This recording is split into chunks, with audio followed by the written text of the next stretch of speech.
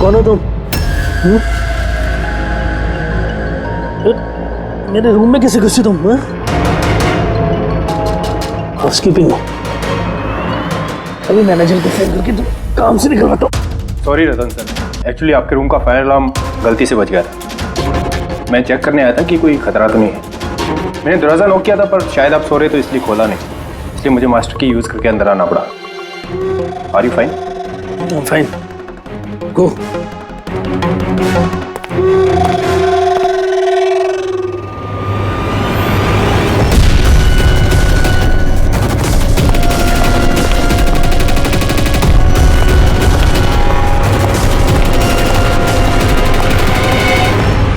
सोने के बाद भी सर दर्द क्यों है? लगता है डबल शॉट कॉफी देनी पड़ेगी। हाँ लिशा, काम हो गया। Great job. अब फटाफट वहाँ से निकलो, होटल का एक्चुअल स्टाफ 5 मिनट में वहाँ आ जाएगा। हाँ ठीक है, मैं निकलता हूँ, bye.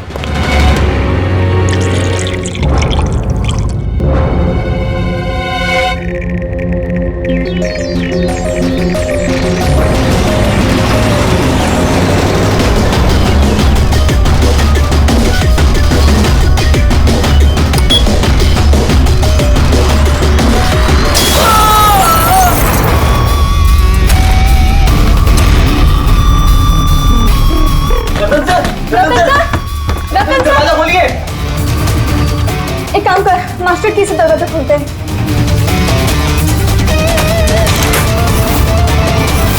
Ratan sir, Ratan sir, Ratan sir!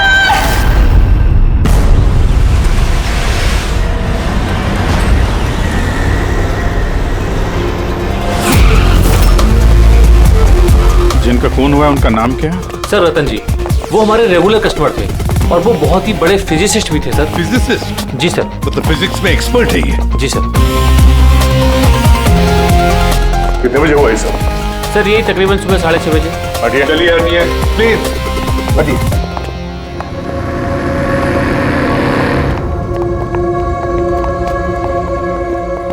My God, my God, इसके छाती में तो इतने सारे डांट्स घुसे हैं। अगर इसकी मौत ये माइक्रोवेव ओवन ब्लास्ट होने की वजह से हुई है तो ये 1 2 3 4 6 डार्ट इसके शरीर में क्या कर रहे हैं? माइक्रोवेव ब्लास्ट नहीं हुआ है सर, यहाँ तो गन रखी हुई है। डार्ट्स पहले से ही गन में फिक्स थी। ऐसा लगता है इस रतन को मारने की अच्छी खासी प्लानिंग की गई है। क्यों मैनेजर साहब, पता भी है आपको क्या हो रहा है आपके होटल में?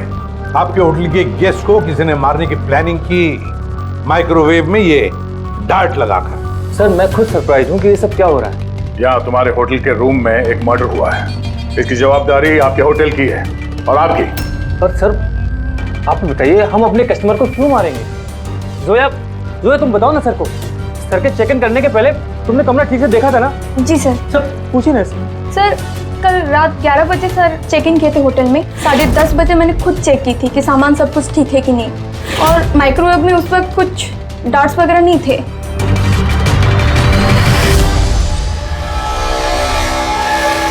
सर, आधा खाया हुआ पिज़्ज़ा है सर। क्या ये आपके यहाँ ये बाहर का खाना अलाउड है? सर अलाउड तो नहीं है, लेकिन रतन सर रेगुलर थे तो किसी स्टाफ ने अलाउ कर दिया होगा सर। यहाँ स्टाफ में कौन था जब ये पिज्जा कमरे के अंदर लाया गया? हाँ? क्या हुआ? हमारे सवाल शुरू हुए तो तुम्हारी जुबानें बंद हो गई? सीसीटीवी फुटेज देखना है हमें। रात 10:30 बजे से सुबह 6 बजे तक जो कुछ भी हुआ है उन्हीं 7.5 घंटों के बीच में ही हुआ है।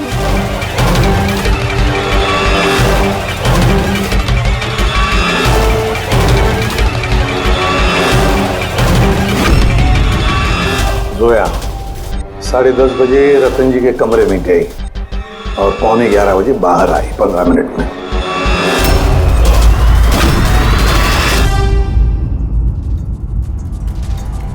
ग्यारह बज के 11 मिनट पे ये रतन कमरे में गया।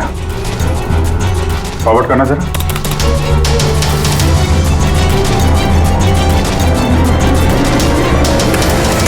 11:30 बजे हैं और ये रहा रतन का पहला विजिटर।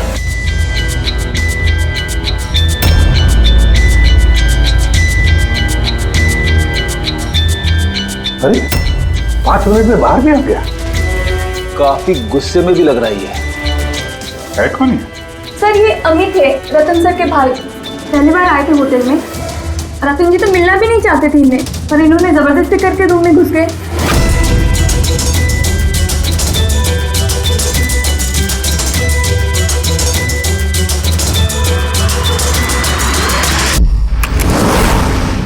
अच्छा, वो पिज्जा कमरे के अंदर ऐसे गया सर। फॉरवर्ड करना जरा, फॉरवर्ड करना।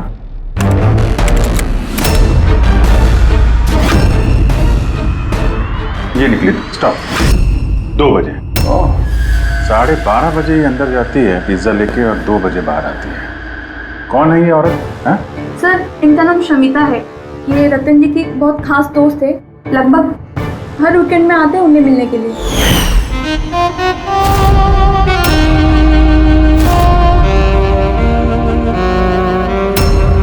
शमिता खास दोस्त रात के 12:30 बजे आती है पिज्जा लेकर। रतन को आखिरी कॉल किसी शमिता नाम की लड़की ने किया था और उससे पहले किसी अमित ने। सर। हाँ पंकज, एक सेकंड, ये पासपोर्ट देखिए सर। इस पे ये कैम्बी का वीजा लगा है। तो सर ये बॉम्बे से कैम्बी जाने का टिकट। फोटो तो उसी की है, पर नाम रतन नहीं है, दिग्विजय कुमार।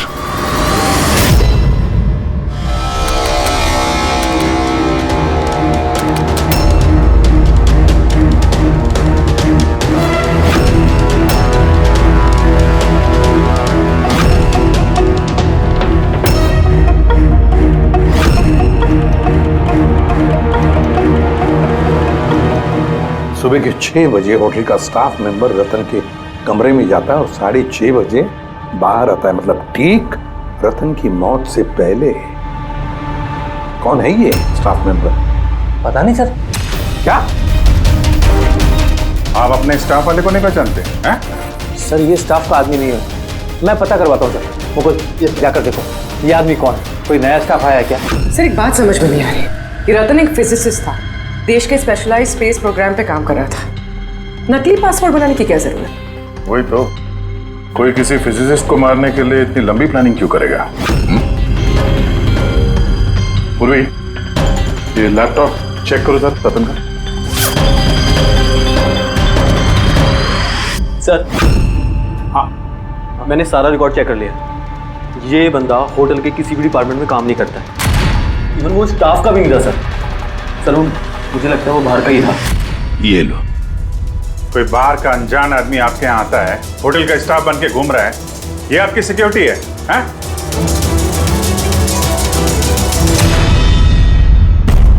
हाँ पूर्वी, कुछ मिला? हाँ सर, लैपटॉप हैक किया तो कुछ सीक्रेट फाइल्स मिली हैं। ये कुछ खुफिया इंफॉर्मेशन है, देश की सुरक्षा से कनेक्टेड। माय गॉड, ये क्या हुआ?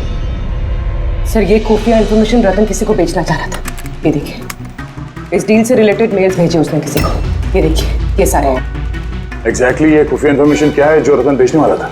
सर हमारे देश के बॉर्डर पे कितने जवान तैनात हैं, आर्मी के पास कौन कौन से हथियार हैं, फौज की टुकड़ियां किन किन एरियाज में और कहाँ पर नहीं, सारी जानकारी है इसमें। अगर ये इंफॉर्मेशन किसी गलत आदमी के हाथ लग गया तो देश की सुरक्षा को खतरा हो सकता है। सर ये मिलिट्री की कॉन्फिडेंशियल फाइल्स उसे मिली कहाँ से? ऑब्वियसली पंकज, किसी आम आदमी के पास ये क्लासिफाइड फाइल्स नहीं हो सकते हैं। ये क्लासिफाइड फाइल्स और ये डुप्लीकेट पासपोर्ट इस बात की तरफ इशारा कर रही है कि ये रतन कोई फिजिसिस्ट नहीं था, ये किसी दुश्मन देश का जासूस था जो अपना काम करने के बाद इस नकली पासपोर्ट के जरिए देश छोड़ के भागने वाला था हमेशा के लिए। ये तो एप्रन वगैरह निकाल के बाहर निकल गया सर। फोन पर भी बात कर रहा है। हो सकता है पार्टनर हो बाहर। रेडी, होटल के बाहर के जितने भी सीसीटीवी कैमराज हैं ना, सबकी फुटेज चेक करो। तो जब तक इस अनजान स्टाफर का पता चलता है कि शमिता और रतन का भाई अमित, इनसे पूछताछ करते हैं। सर ये रतन शायद फिजिसिस्ट नहीं था, दुश्मन देश का जासूस था सर। जासूस? हाँ सर, हमें उसके बैग से ये नकली पासपोर्ट मिला। उसके लैपटॉप में ये खुफिया फाइल है सर, ये देखिए। माय गॉड, तो फिर हमें जल्दी से जल्दी रतन के घर वालों से मिलना चाहिए और इस शमिता से भी पता तो चले कि ये रतन फिजिसिस्ट था भी या कोई जासूस। एक तो अभी मेरे पति का खून हुआ है और अब सीआईडी वाले उन पर देश से गद्दारी का इल्जाम लगा रहे हैं। भाभी भाभी संभालिए अपने आप को। वैसे ही भाई साहब की मौत के सदमे से आपकी तबीयत खराब है। मिस्टर अमित, आपसे भी कुछ सवाल करना है हमें। आप लोग एक साथ एक ही घर में रहते हैं, तो कल रात अपने भाई के पीछे पीछे होटल रूम में क्या करने गए थे आप? मैंने ही भेजा था उन्हें वहां।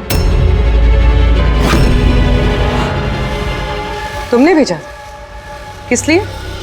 क्योंकि रतन भाई साहब पूरी प्रॉपर्टी अपने नाम करके हमें घर से निकालना चाहते थे। वसीयत के पेपर के साथ भी छेड़छाड़ की थी उन्होंने, और अपने भाई का तो उन्हें कोई लिहाज ही नहीं था। ये तुम क्या कह रही हो दिया? भाभी प्लीज। ये सारी बातें यहाँ पर हो सकती थी घर में, उसके लिए होटल में जाने की क्या जरूरत थी? सर लड़ाई झगड़ा करके हम घर का माहौल नहीं खराब करना चाहते थे, और रतन भाई साहब इस टॉपिक को कई दिनों से अवॉइड कर रहे थे, इसलिए मुझे लगा कि होटल में जाके बात करना ही ठीक रहेगा। मगर कमरे से तो तुम बहुत जल्दी वापस आ गए थे, इतनी जल्दी बात हो गई? सर होटल के कमरे में भी बात हो नहीं पाई थी।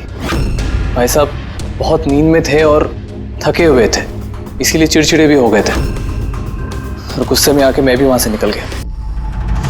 इतना बड़ा घर है फिर भी होटल में जाके ठहरते थे हैं?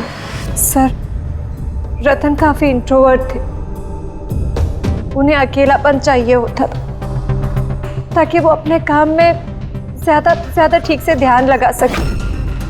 घर में भी होते तो अक्सर वो अपने कमरे में ही होते थे।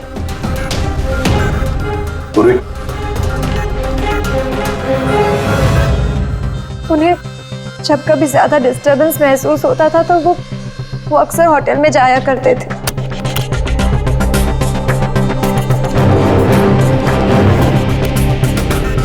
ये शमिता कौन है?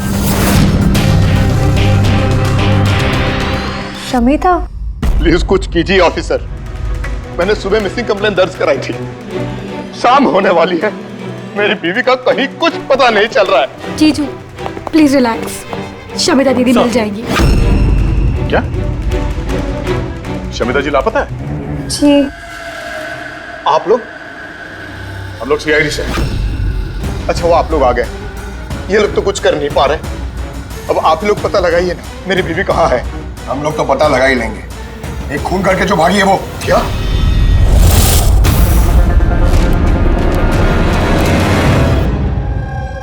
कहने के लिए तो रतन मेरे पति थे, लेकिन मैं उनके बारे में कुछ नहीं जानती थी। वो मुझसे कुछ भी शेयर नहीं करते थे।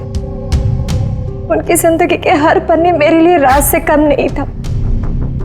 ये शमिता कौन है मैं कुछ नहीं जानती, मैंने ये नाम भी नहीं सुना। यहाँ तक कि वो क्या करते हैं, क्या काम करते हैं, मुझे कुछ नहीं पता। ये उस होटल कॉरिडोर की फुटेज। कल घर से कहाँ जाने के लिए निकली थी शमिता? अब घर से तो ऑफिस के लिए ही निकली थी, मगर ऑफिस से निकलने के बाद कहाँ गई कुछ पता नहीं चल रहा है। अच्छा कल डिनर में क्या खाया था रतन ने? प्लेन चीज पिज्जा।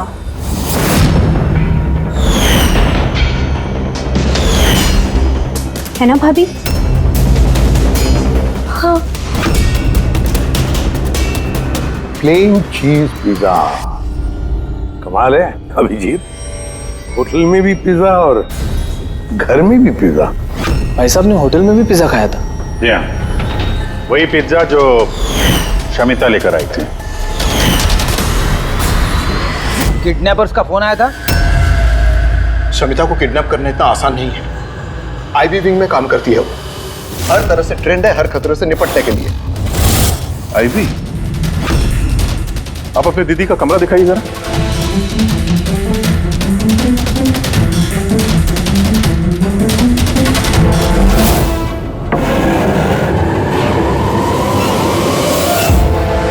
सर, ये है दीदी का कमरा।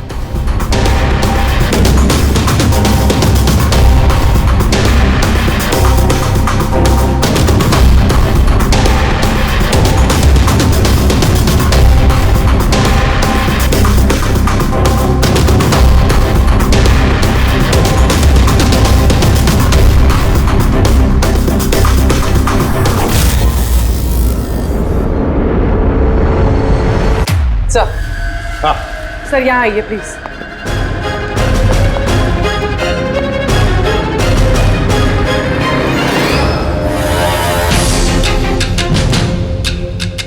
ये लो, कमरे के अंदर कमरा। सर इधर आइए। ये देखिए, ये कंप्यूटर हैक हुआ है सर। एक काम करो, पूरे घर की तलाशी लो। गाड़ियां, विग्स, ओहो, प्रोस्थेटिक्स। अभिजीत, देखा है सर? हाँ सर। और ये लॉकर में क्लासिफाइड फाइल्स। लगता है काफी समय से जासूसी चल रही है इसकी।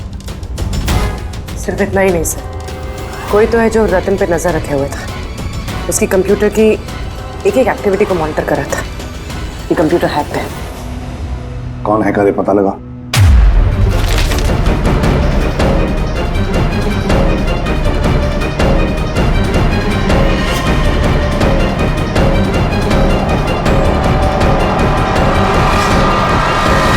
अब क्या कहना है आप लोगों को इसके बारे में?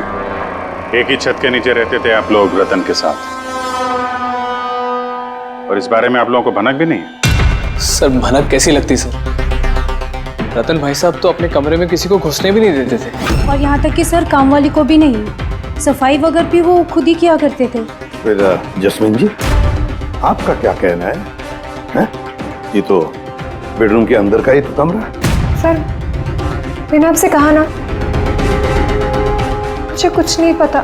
अरे ये कब और कैसे? तो शमिता घर पे नहीं है सर, लापता है वो। आईबी ब्यूरो में काम करती है सर। हमने उसका लैपटॉप चेक किया। पूर्वी को रतन के लैपटॉप पे जो खुफिया इंफॉर्मेशन मिली थी सर, वो सारी इंफॉर्मेशन यहाँ शमिता के लैपटॉप में भी है। ये जानकारी लीक करके देश छोड़ के भागने का इरादा था। ये शमिता आईबी में नौकरी करती थी, इसका मतलब है वो देश की सारी खुफिया जानकारी उसके पास थी, जो वो रतन को देती थी, और रतन ये दुश्मन देशों को दे देता था। दोनों पैसे कमा रहे थे इसके ऊपर। हाँ सर, मगर इस बार उसने डबल क्रॉस कर दिया रतन को। उसने उसे जान से मार दिया और मार के यहाँ से भाग गई। या सारे के सारे सबूत इकट्ठा करो और ब्यूरो में लेकर आओ।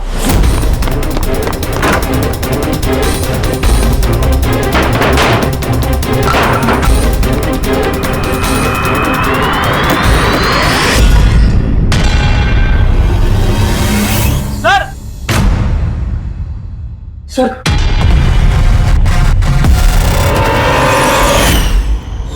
शमिता?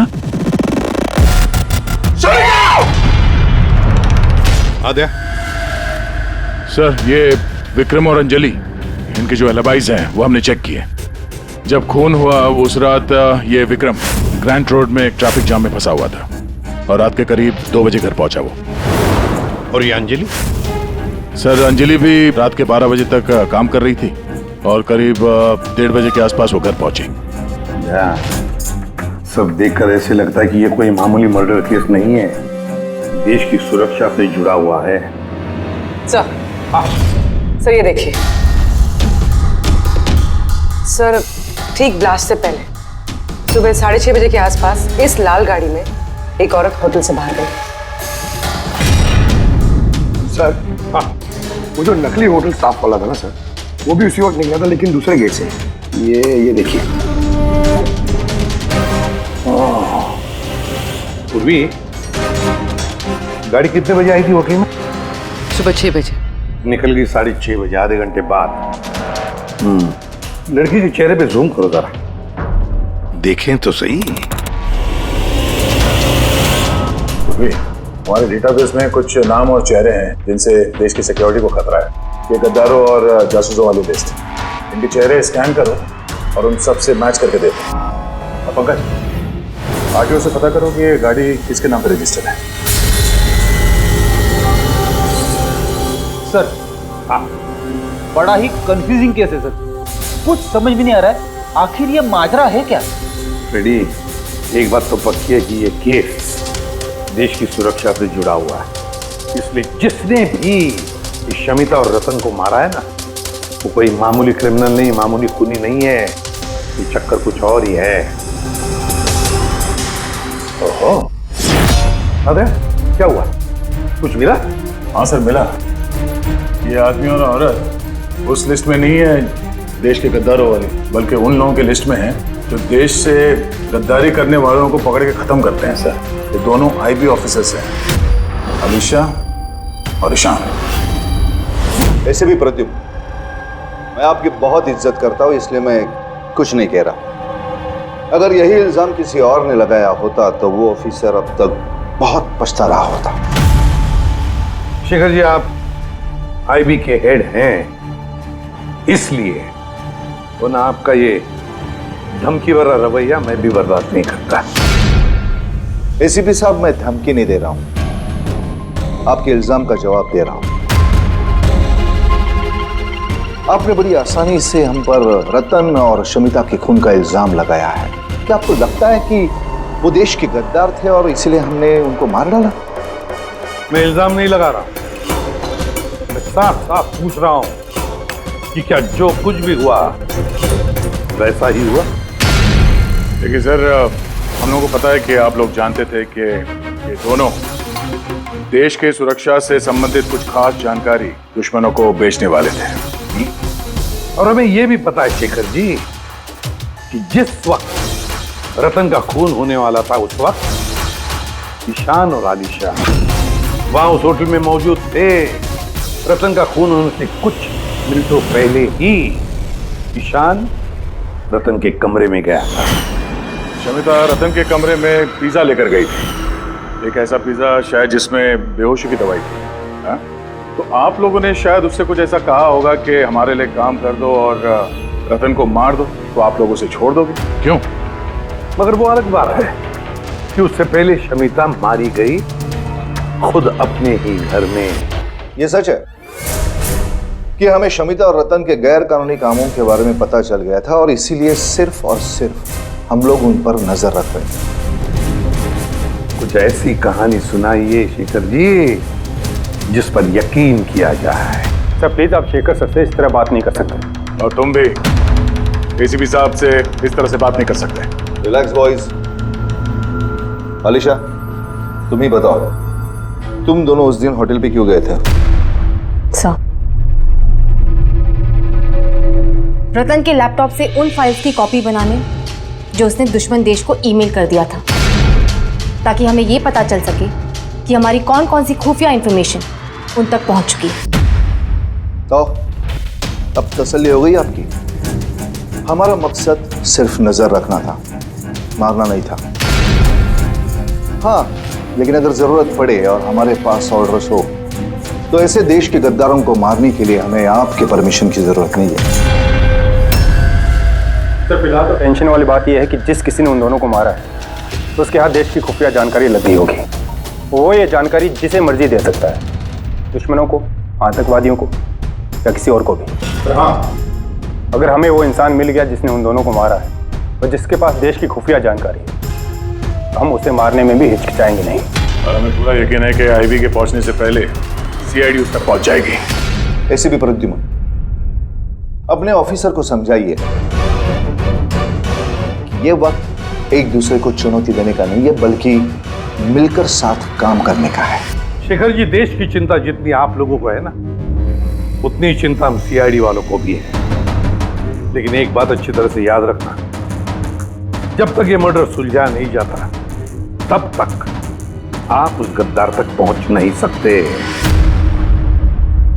शमिता ने वो खास जानकारी लीक करके रतन को दी और रतन वो इंफॉर्मेशन किसी को बेचने वाला था। मगर इससे पहले कि रतन अपनी गद्दारी का काम पूरा कर ले, किसी ने शमिता को रतन के खून के प्लान में हिस्सा बना लिया। और अब अगर वो ईशान नहीं है तो जो कोई भी है सर, उसे जल्द से जल्द ढूंढना होगा। ये उसी ने शमिता को भी मारा है। हाँ, बोलता हूं क्या क्या सारुण के, अब क्या नया चक्कर है तेरा? क्यों? जब हम लोगों ने अपनी आंखों से उस सीसीटीवी फुटेज में देखा है कि रात के 12:30 बजे शमिता वहां होटल के कॉरिडोर में थी, तो तू कह रहा है कि वो शमिता नहीं थी? कौन हो सकता है? रतन की मौत कैसे हुई? रतन की मौत हुई जहर की वजह से। वो डार्ट जो हमें रतन की बॉडी में से मिला है, उस पर इतना जबरदस्त जहर लगा हुआ था कि सेकंड्स में ही रतन की मौत हो गई। और सर पॉइंट नंबर 2, इस माइक्रोवेव में डार्ट फिक्स करने के लिए खूनी को पूरा टाइम मिला होगा, क्योंकि ये नशीला पिज्जा खाने की वजह से वो बेहोशी की हालत में पड़ा होगा। बस जो नशीली दवाई हमें पिज्जा में मिली है, उसी नशीली दवाई के ट्रेसेस हमें रतन के पेट में से। हाँ, अभी पूरे इंग्रेडिएंट्स को अच्छी तरह से चेक नहीं कर पाया हूँ, लेकिन यार सामने मैंने सब कुछ मान लिया, बस सब कुछ मान लिया, लेकिन पहले ये बता, इन सारी चीजों का शमिता के वहां होटल में ना होने से क्या कनेक्शन? बता रहा हूँ, वही बता रहा हूँ बॉस। शमिता डायबिटीज की पेशेंट थी, शक्कर की बीमारी। शमिता की मौत हुई है किसी मिलावट वाले इंसुलिन के इंजेक्शन की वजह से। और सबसे इंपॉर्टेंट बात, शमिता का मौत का टाइम है रात को 10 से 12 के बीच का। क्या? एग्जैक्टली। तो 12 बजे तक अगर वो मर चुकी थी, फिर 12:30 बजे वो हमें होटल में कैसे दिख सकती है? सर, अगर शमिता ने रतन को नहीं मारा और अमित, ईशान और अलीशा ने भी नहीं मारा, तो फिर रतन को मारा किसने? और फिर वो फुटेज में जो औरत हमने देखी थी, अगर वो शमिता नहीं थी तो फिर कौन थी? शमिता। एसीपी साहब, आप शायद नहीं जानते कि मैं कितनी बड़ी टेंशन में हूं। अगर वो खूनी नहीं पकड़ा गया जिसने रतन और शमिता को मारा है, तो देश कितनी बड़ी मुसीबत में फंस सकता है, ये आप नहीं जानते। मैं अच्छी तरह से जानता हूँ शेखर जी, बहुत अच्छी तरह से जानता हूँ, लेकिन एक बात अच्छी तरह से याद रखिए, हम देश पर कोई भी आंच आने नहीं देंगे। उससे पहले ही हम खूनी को पकड़ लेंगे। सर, वो खूनी की आइडेंटिटी हमें वो ईमेल से मिल सकती है सर, जो रतन और शमिता ने एक दूसरे को भेजा है। अब मुझे तो ये भी लगता है कि जरूर कोई आसपास वाला ही है, जिसे शमिता और रतन, इन दोनों की छोटी से छोटी आदतों के बारे में पूरी जानकारी थी। हाँ सर, जैसे कि सुबह उठते ही रतन का माइक्रोवेव में कॉफी बनाना और शमिता को इंसुलिन के इंजेक्शन पहुंचा देना, वो तो कोई पास वाला ही आदमी कर सकता है। और खूनी को ये भी पता था कि ये अंजलि और विक्रम रात 1 बजे से पहले घर आने वाले नहीं है। आखिर खूनी कौन हो सकता है सर? सर, एक बात समझ में नहीं आ रही सर। ये रतन और शमिता एक दूसरे को 2 सालों से जानते हैं, मगर गद्दारी करने का इन्होंने ये 3 हफ्ते पहले ही सोचा, ऐसे अचानक? हाँ सर, बात थोड़ी अजीब तो है। इन 3 हफ्तों के पहले इनका कोई रिकॉर्ड तो नहीं रहा खुफिया खबर के एक्सचेंज को लेकर। इस सबका इस तीसरे गद्दार से क्या लेना देना? We are running out of time. हाँ सर, हमने सारे सुरागों के ताले खोल दिए, लेकिन हमें वो दरवाजा नहीं मिल रहा जो हमें तीसरे जासूस तक ले जा सके। तीसरा दरवाजा है, ये तीसरा दरवाजा हमें उस जासूस तक ले जाएगा। कौन सा? उस दरवाजे का नाम है पिज्जा।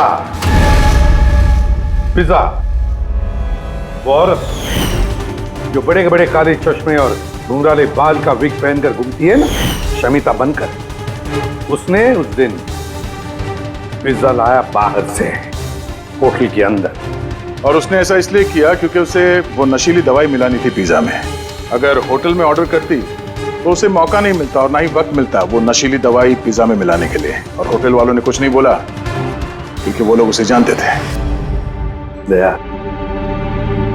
होटल दे रॉयल के आसपास इस पिज़्ज़ालो ब्रांड के पिज़्ज़ा की कितनी दुकानें हैं पता लगाते हैं, सब कुछ साफ हो जाएगा।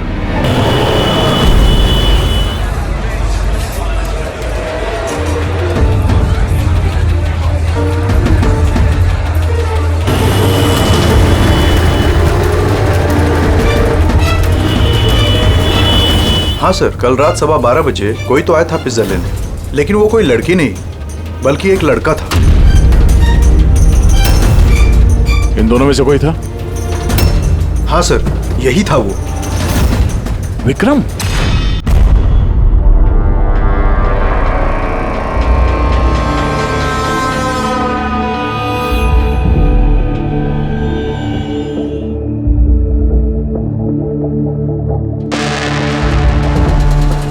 चक्कर क्या है? अरिका, एक मिनट आओ। यस।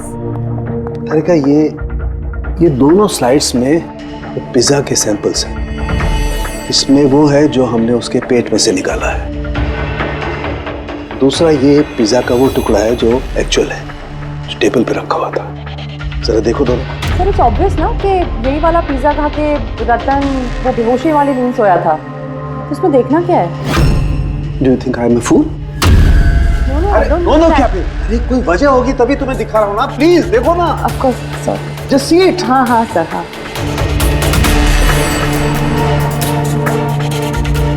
Wait.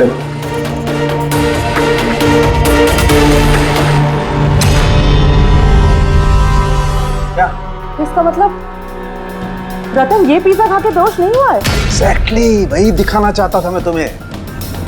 क्या खाया होगा उसने?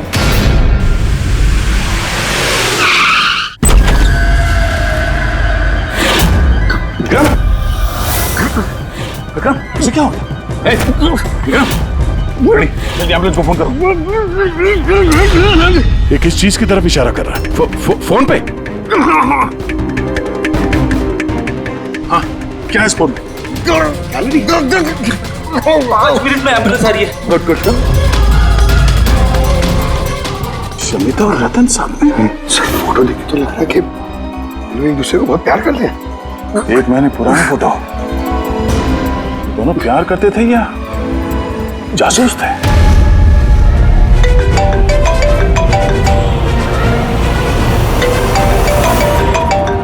हाँ डॉक्टर साहब। अरे यार, इस केस में तो नया ही पेज फंस गया। अब क्या हुआ? याद है वो पिज्जा जो रतन ने खाया था होटल में, जिसकी वजह से वो गहरी नींद सो गया। हाँ, वही पिज्जा जो वो नकली शमिता होटल के रूम में लेकर गई थी। यार, यही गच्चा खा गए। दरअसल रतन उस पिज्जा को खाने की वजह से बेहोश हुआ ही नहीं। रतन बेहोश हुआ है किसी और चीज को खाने की वजह से, जो शायद उसने होटल में आने से पहले ही खा ली। होटल में आने से पहले? अभिजीत ने बताया था कि होटल आने से पहले रतन ने पिज्जा ही खाया था। अच्छा, कल डिनर में क्या खाया था रतन ने?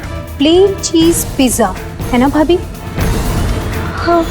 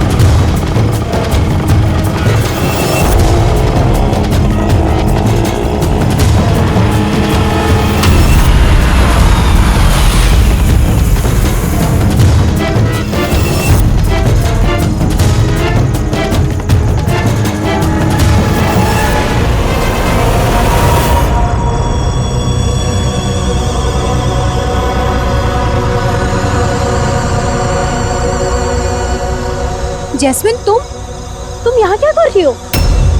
इन लोगों ने मुझे कुछ इन्फॉर्मेशन लाने के लिए कहा। मुझे कुछ पता ही नहीं उस इन्फॉर्मेशन के बारे में। इन्होंने कहा कि अगर मैं नहीं आई तो ये लोग मुझे जान से मार देंगे, इसलिए मैं यहाँ आई हूँ। वो कौन तुम लोग?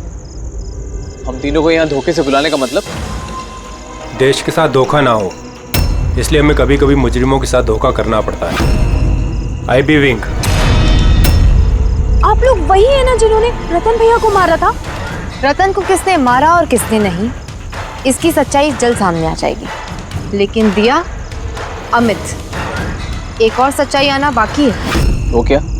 वो ये कि तुम दोनों को ये पता होना चाहिए कि तुम एक देश के गद्दार के साथ रह रहे हो, है ना जैस्मिन?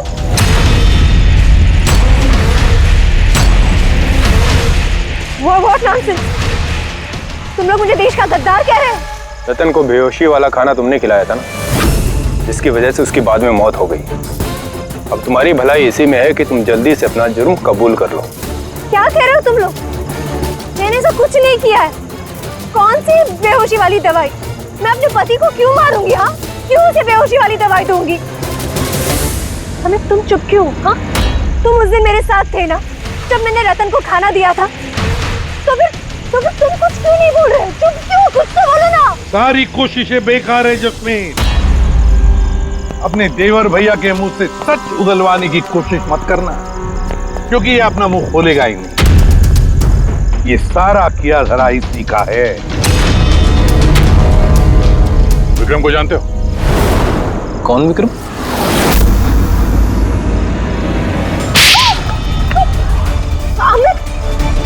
आप लोग इस तरफ आइए। वही विक्रम जिसे शमिता और रतन के एक्स्ट्रा मैरिटल अफेयर्स के बारे में तुमने जानकारी दी थी और कुछ फोटो भी भेजे थे हेलो मैसेंजर पे। ये देखो, डिस्प्ले पिक्चर में तुम्हारा चेहरा है। कुछ याद है? ये क्या? शमिता और रतन के फोटोग्राफ्स विक्रम को हेलो मैसेंजर ऐप से जैस्मिन ने किसी और ने भेजा है। अमित, देश को नुकसान पहुंचाने का मेरा कोई इरादा नहीं था सर। और ये सारा गद्दार जासूस वाला जो एंगल है, ये सब कुछ मेरा गेम प्लान था, ताकि मैं कानून को गुमराह कर सकूं। पूरी बात डिटेल में बताओ। ये गद्दारी वाला नाटक क्या है? सर ये सब एक गेम प्लान था, ताकि रतन की मौत का इल्जाम मुझ पर ना आए और शमिता का मौत का इल्जाम विक्रम पर ना जाए। इसीलिए मैंने ये सब गद्दार जासूस का ताना बाना बुना था। और रतन को मारना क्यों चाहते थे तुम? हाँ? क्योंकि वो मुझे और दिया को घर से बाहर निकाल देना चाहता था, और अगर वो ऐसा कर देता तो मैं कुछ नहीं कर पाता। लेकिन मेरी किस्मत अच्छी थी कि उसी वक्त मुझे रतन और शमिता के लव अफेयर के बारे में पता चल गया, और तभी मैंने ये सारा प्लान रचा। मैंने शमिता के हस्बैंड विक्रम को उसकी बेवफा बीवी का सबूत दिया। गुस्सा तो इतना आ रहा है मुझे कि मन कर रहा है उसे डिवोर्स दे दूं, मगर क्या करूं? इसमें मेरा ही नुकसान है। अगर उसने मुझे छोड़ दिया ना, तो मैं खुद ही सड़क पे आ जाऊंगा। तो डिवोर्स मत दो, कुछ उससे भी बड़ा सोचो। मार डाले उन्हें। फिर मैंने और विक्रम ने रतन और शमिता के कंप्यूटर पे उनके नाम से ईमेल अकाउंट्स बनाए। रतन वाले ईमेल्स मैं भेजता था और शमिता वाले विक्रम। उस रात होटल में विक्रम ही नकली शमिता बनकर गया था। जब वो कमरे में पहुंचा तो उसने देखा कि रतन गहरी नींद में है। बस फिर उसने माइक्रोवेव में डार्ट्स फिट किए, थोड़ा सा पिज्जा खाया, नशीली दवाई मिलाई और फिर कमरे में से चला गया। और शमिता को वो जहरीला इंसुलिन का इंजेक्शन तुमने ही दिया था ना? हाँ, होटल जाने से पहले मैं शमिता के घर गया था। जी कहिए, आप कौन? तुम्हें आजाद करने आया हूँ। मतलब? दो लोगों से प्यार करना अच्छी बात तो नहीं है ना शमिता जी? होटल के कमरे में रतन से मिलने क्यों गए थे तुम, जब ये सारा प्लान पहले से ही करके रखा हुआ था? भले ही वो मुझे घर से बाहर निकाल देना चाहता था, लेकिन था तो वो मेरा ही भाई। एक आखिरी मुलाकात तो बनती थी। और ये सब मेरे प्लान में भी मेरी मदद करती है। मैंने विक्रम को पहले से इन्फॉर्म कर दिया कि रतन नींद में है और कुछ ही देर में सो जाएगा। और तुम्हें लगा कि सीसीटीवी फुटेज में बहुत सारे लोग दिखेंगे, उसमें अगर तुम भी दिख जाओगे तो कोई शक नहीं करेगा। इसीलिए तो मैंने ये सारा गद्दार जासूस वाला खेल रचा था, ताकि आप सब लोग इसी में उलझ के रह जाए। लेकिन जब ये आईबी वाले भी इस केस में जुड़ गए तो विक्रम डर गया और इसलिए तुमने उसे पैरालाइज कर दिया, और कुछ चारा भी नहीं था मेरे पास। ये तुमने क्या किया अमित? पैसों के लिए तुमने अपने भाई को मार दिया। अमित, जायदाद और पैसों की लालच में तुमने अपने सगे भाई का खून कर दिया, और तो और कानून के साथ और देश की सुरक्षा के साथ भी खिलवाड़ किया। बहुत संगीन जुर्म किए तुमने। कानून तुम्हें कड़ी से कड़ी सजा देगा।